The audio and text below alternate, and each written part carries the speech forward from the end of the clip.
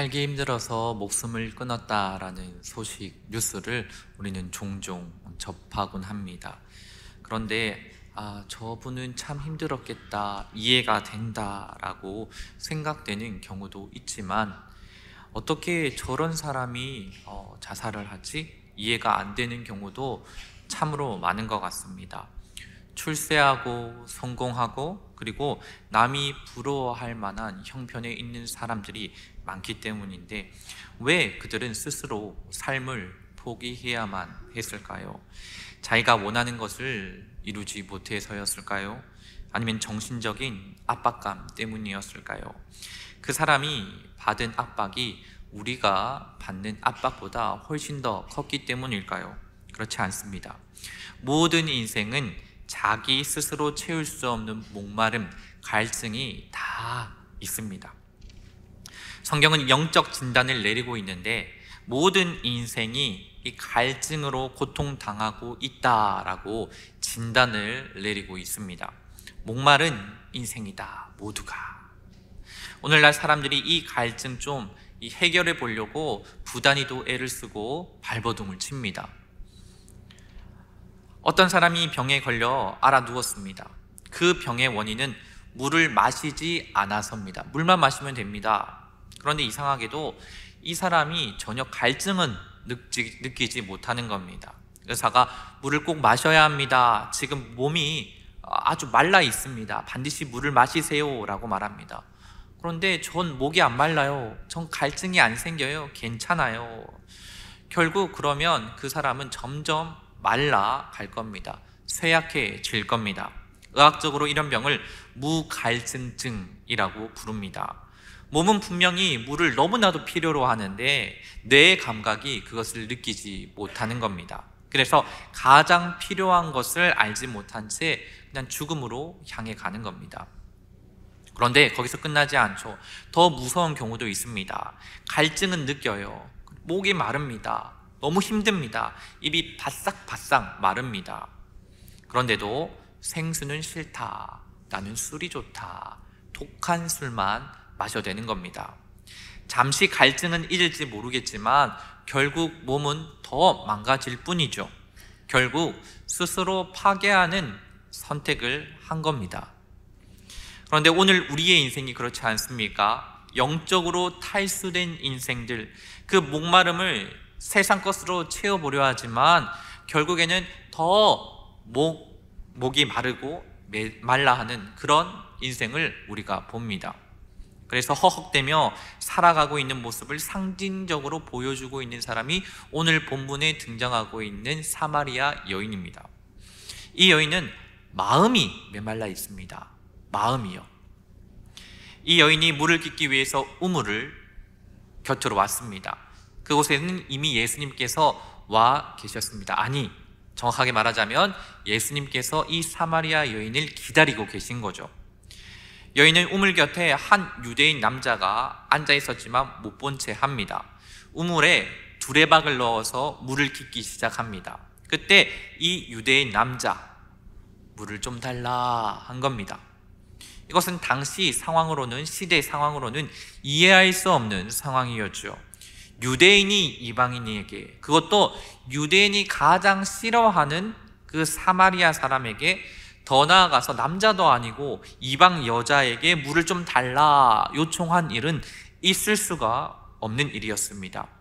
그래서 아니, 당신이 보니까 유대인인데 어떻게 저와 같은 이방 여자에게 물을 달라고 합니까? 라고 질문을 합니다.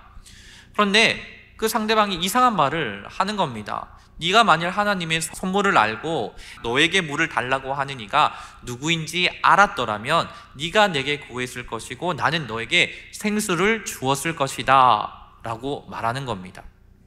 물을 달라라고 해놓고는 도리어 자기에게 물을 구하면 자기가 물을 주겠다라고 말하는 겁니다. 이해가 안 되잖아요.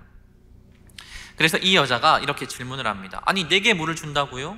이 우물이 얼마나 깊은지 아십니까? 당신은 지금 두레박도 없고 물기를 그릇도 없지 않습니까? 지금 당신이 내게 얻어먹어야 할 형편인데 어찌 그런 말을 합니까? 오히려 나에게 물을 주시겠다고요? 그런데 이 여인은 단순히 예수님께 반문을 한 게 아니죠. 민족적인 감정이 뒤섞여 있습니다. 이 우물은 우리 조상 야곱이 파서 우리에게 물려준 우물입니다. 우리 조상들도, 우리 자녀들도, 심지어 우리 짐승들도 이 물을 마시면서 살아왔습니다. 그런데 감히 당신이 이 우물보다 더 좋은 물을 주겠다고? 당신이 우리 조상 야곱보다 더 위대한 사람입니까? 단순한 호기심이 아니라 유대인이 우리보다 낫다, 그런 식으로 말하지 말라는 겁니다. 이 반감과 자존심이 담겨 있는 겁니다. 유대인이 우리보다 낫다는 식. 그녀는 오랜 세월 상처와 그리고 열등감 속에서 예수님께 맞서고 있는 겁니다. 사실은 마음이 정말 목마른데 이 목마름을 인정하기가 너무 아픈 사람의 모습인 거죠. 그러자 예수님께서 문제의 핵심을 찌릅니다. 이 물을 마시는 자마다 다시 목마르려니와 내가 주는 물을 마시는 자는 영원히 목마르지 아니하리니 내가 주는 물은 그 속에서 영생하도록 솟아나는 샘물이 되리라. 사마리아 여인이 여전히 주님의 뜻을 깨닫지를 못하는 겁니다. 겉으로는 대화를 하고 있지만 사실은 전혀 다른 이야기를 하고 있는 거죠. 자기 자신도 모르겠고 예수님도 모르겠고 자기가 진짜 무엇을 필요로 하는지도 모르는 여인이 지금 이 사마리아 여인입니다. 그렇습니다. 본문에 등장하는 이 사마리아 여인은 자기 자신에 대해서 전혀 모르고 있습니다. 이 여인은 어떤 이유에서인지는 모르겠지만 남편이 5이나 있었습니다. 그리고 지금 6번째 남편과 살고 있습니다. 그런데 지금 함께 살고 있는 남자도 이 정상적인 남편이 아닌 겁니다. 그렇다면 우리가 한번 생각해 봅시다. 이 여자의 인생이 얼마나 힘들었을까요? 남편을 많이 두고 있어서 그렇게 살아서 행복했을까요? 얼마나 힘든 인생이었겠습니까? 셀 수 없는 서러운 일들을 많이 겪었을 겁니다. 자기를 향해서 수군대는 사람들의 말을 들을 때 죽고 싶은 마음이 꽤 많이 들었을 거예요. 가치관은 어땠을까요? 어떻게 해서라도 살아보려고 굉장히 애를 썼을 겁니다. 독한 마음을 품고 살아갔을 겁니다. 특별히 당시에 남편이 없는 과부가 겪는 고통과 그리고 어려움은 이 당시에는 너무나도 말 못할 정도로 어려움을 겪었죠. 그래서 성경은 고아와 과부를 돌보라까지 이야기를 합니다. 그래서 이 여인은 좋은 남편, 아니 제대로 된 남편을 얻기 위해서 굉장히 발버둥 쳤을 겁니다. 그래서 이 여인에게 생수란 좋은 남편입니다. 이 여인에게 목마름을 해결해 줄 사람은 좋은 남편입니다. 오늘날로 따지면 대부분의 사람들에게 생수는 돈일 겁니다. 어떤 사람에게는 명예일 수도 있고요, 권력일 수도 있고요, 또 어떤 사람에게는 쾌락일 수도 있습니다. 그것이 생수라고 굳게 믿고 있는 거죠. 예수님께서 이 여인에게 이렇게 말씀합니다. 네가 물 기르러 왔지만 목마름의 고통 속에 있는 건 내가 안다. 이 우물물로서는 너의 갈증의 문제를 해결할 수 없고 내가 주는 생수를 마셔야 하느니라, 이렇게 말씀하고 있는 겁니다. 그러나 이 여인이 이 말씀의 뜻을 깨닫지 못하고 영원히 목마르지 않는 생수를 준다고 하니까 이렇게 말하는 겁니다. 그런 물이 있습니까? 그렇다면 그 물 주셔서 다시는 제가 이런 우물에 물 길어 오지 않도록 해주세요, 이럽니다. 이 여인에게 무엇에 관심이 있냐면 우물물입니다. 그런 우물물이 있습니까? 그런 물이 있다면 우물물에게 이 여자에게 관심이 있다는 겁니다. 이 여인은 여전히 눈앞에 물만 생각하고 있어요. 두레박으로 물을 길러오지 않아도 되는 물이라면 얼마나 편할까? 그녀에게 중요한 건 영혼의 만족이 아니었습니다. 편한 거, 눈치 안 보고 와도 되겠구나. 부족함 없는 돈, 더 이상 올라갈 곳이 없는 권력, 명예, 사람들이 부러워하는 자리, 그리고 이제 더는 바꿀 필요가 없는 남편, 완벽한 남편, 이런 것만 있으면 행복할 거라고 믿고 있는 거죠. 여전히 세상의 우물물만 찾고 있습니다. 하지만 그 물 결코 갈증을 해결시킬 수 없습니다. 그럼에도 사마리아 여인은 더 이상 목마르지 않은 이 우물물만 요구를 하고 있는 거죠. 그것이 영혼의 갈증인 줄도 모르고 계속해서 우물물로 세상 것으로 해결하려고 하는 인생을 이 상징적으로 보여주고 있는 본문이 오늘 본문인 겁니다. 자기 자신을 모르고 있다는 거예요. 내가 무엇이 가장 필요한지, 나에게 최선이 어떤 건지 전혀 모릅니다. 자기가 영적인 존재인 것도 모릅니다. 자신이 해결해야 할 문제가 영혼의 갈증 문제라는 것을 모르니까 자꾸 다른 것을 생수라고 착각하고 있는 겁니다.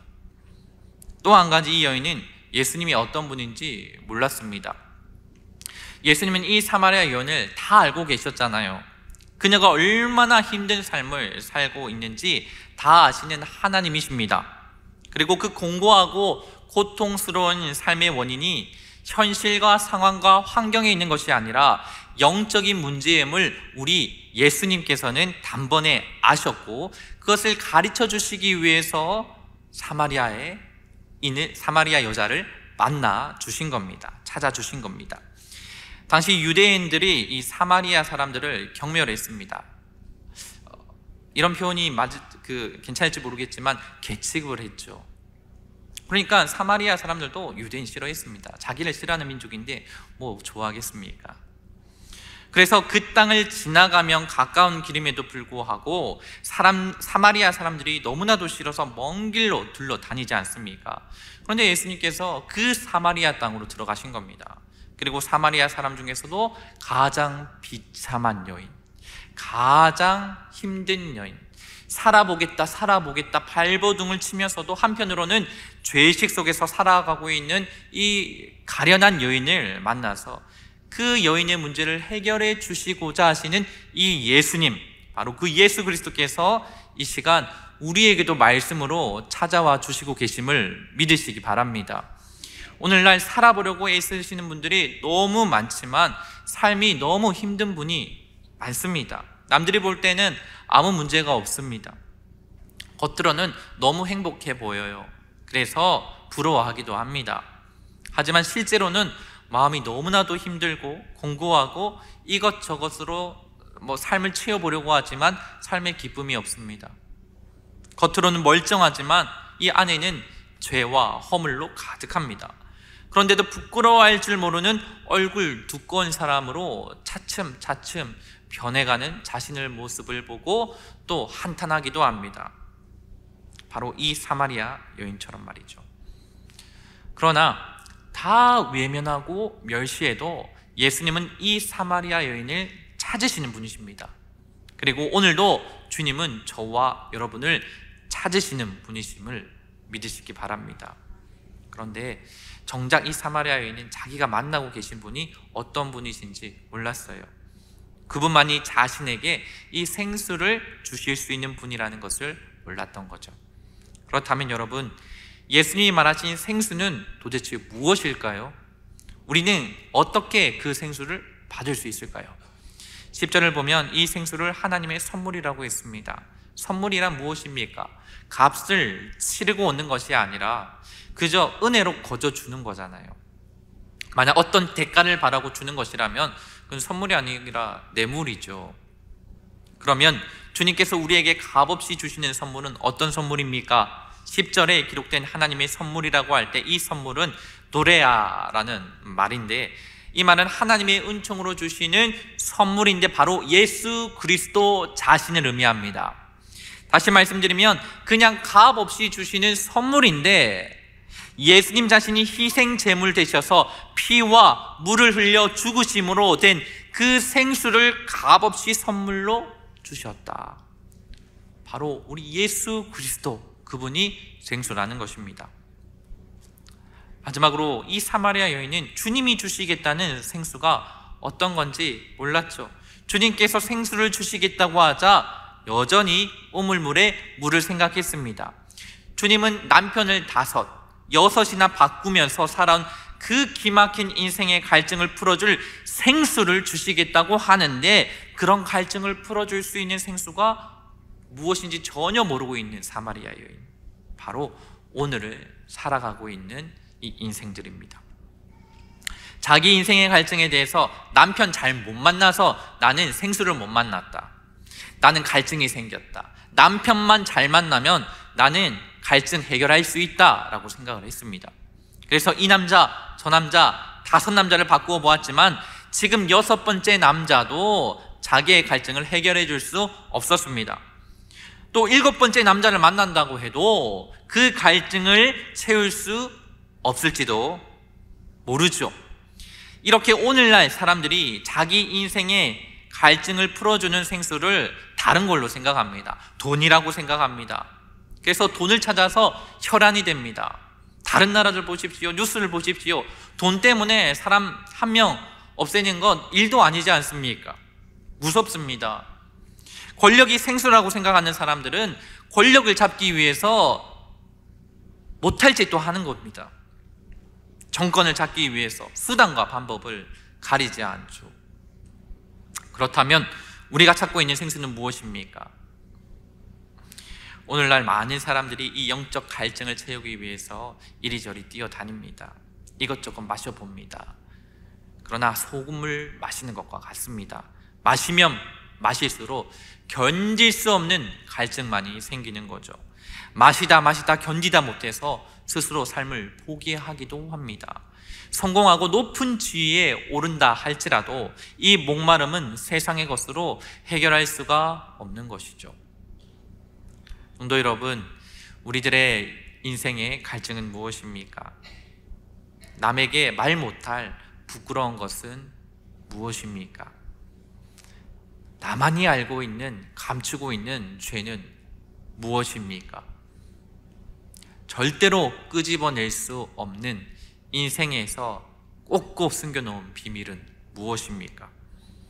다 털어버리면 속이라도 시원할 것 같은데 마지막 남은 자존심마저 무너지면 더 이상 버티고 살 수 없을 것 같아서 꾹꾹 참고 계시지는 않습니까? 그러나 기억하십시오. 다 몰라도, 나와 가장 가깝다고 하는 사람조차 몰라도 우리 주님은 다 아십니다. 내가 숨기고 있는 깊숙한 비밀, 내가 기억하지 못하는 그 비밀까지도 우리 주님은 다 아십니다. 나의 은밀한 죄도 다 아십니다. 하나님 앞에서 바로 살지 못하는 나의 삐뚤어진 그런 생활도 다 아십니다. 나쁜 습관이 계속되어서 어떻게 좋은 습관으로 만회할 수 없는 그것까지도 다 아십니다. 그런데 사람들은 내 비밀을 알면 수근수근 됩니다. 뒷담화합니다. 내 죄를 알면 정죄하고 흉보입니다. 사람은요, 이 상처가 난 걸 보면 더 크게 만들고 더 아프게 만듭니다. 죄인이기 때문에 그렇죠. 세상이 그렇습니다. 인심이 그렇습니다. 여론이 그렇고 언론이 그렇습니다. 그러나 우리 예수님은 소문내지 않습니다. 정죄하지 않습니다. 흉보지 않습니다. 상처를 더 크게 만들지 않습니다. 사마리아 여인이 어떤 삶을 살아왔는지를 다 아시는 예수님, 사람들이 수군대고 흉보고 멸시하고 있는 바위 위에서 뛰어내려 인생을 포기해보고 싶은 이 5 남편을 두기까지 그 아픈 가슴을 부여잡고 있는 이 여인을 다 알고 계시는 예수님, 이 남편 불러와라. 저는 남편이 없어요. 남편이 6이나 되면서 나는 남편이 없어요. 이 여인의 대답 한마디에 이 여인의 아픔이 다 녹아져 있는 거죠. 너 남편 5 있었구나. 그런데 지금 너와 살고 있는 6번째 남편도 이 남편 아니구나. 그래, 남편이 없다고 하는 네 말이 맞지. 네 가슴 아픈 사정, 네 고통스러운 마음 내가 안다. 여기서 이 여인의 마음이 녹는 거죠. 더 이상 숨길 것이 없으니까. 체면, 자존심 필요 없습니다. 나보다 나를 더 잘 아시는 분 앞에 무엇을 숨기겠습니까? 주님은 나보다 나를 더 잘 아시는 분이십니다. 내가 알지 못하는, 내가 어릴 때 지은 죄까지, 내가 잊어버린 죄까지도 다 알고 계시는 분이십니다. 그러나 그 주님께서 사마리아 여인을 찾아오신 것은 정죄하려 함이 아니라, 책망하시기 위함이 아니라 오히려 선물을 주시기 위함임을 믿으시기 바랍니다. 나의 견딜 수 없는 인생의 목마름의 고통을 다 아시고 자신의 피와 물로 물을 다 쏟으셔서 죽음으로 만든 생수를 선물로 주시기 위해서 찾아오신 것입니다. 그리고 오늘도 우리를 찾아오셨습니다. 그렇다면 이 생수를 마신다라는 것은 어떤 의미일까요? 요한복음 7장 37절의 말씀입니다. 누구든지 목마르거든 내게로 와서 마시라. 나를 믿는 자는 성경의 이름과 같이 그 배에서 생수의 강이 흘러나리라. 생수를 마신다는 것은 예수 그리스도를 믿는 믿음인 겁니다. 내 인생의 주인으로 그분을 받아들이고 내 인생의 주인으로 모시면서 살아가는 것입니다. 만유의 주 되신 예수 그리스도, 하늘과 땅의 모든 권세를 가지신 예수 그리스도, 만왕의 왕이시고 만주의 주신 예수 그리스도, 만물이 그로 말미암아 지은 바 되었으니 그가 없이 된 것이 하나도 없느니라. 창조주 하나님이신 예수 그리스도, 말씀 한마디로 천지를 지으신 예수 그리스도, 창조주 되신 예수 그리스도. 그래서 오늘도 안 되는 것을 되게 하시고 없는 것을 있게 하시고 한 번도 일어나지 않은 새해를 행하시는 분이십니다. 그래서 예수님을 믿는다는 것은 그 전능하신 창조주에게 내 인생을 맡겨버린다는 뜻입니다.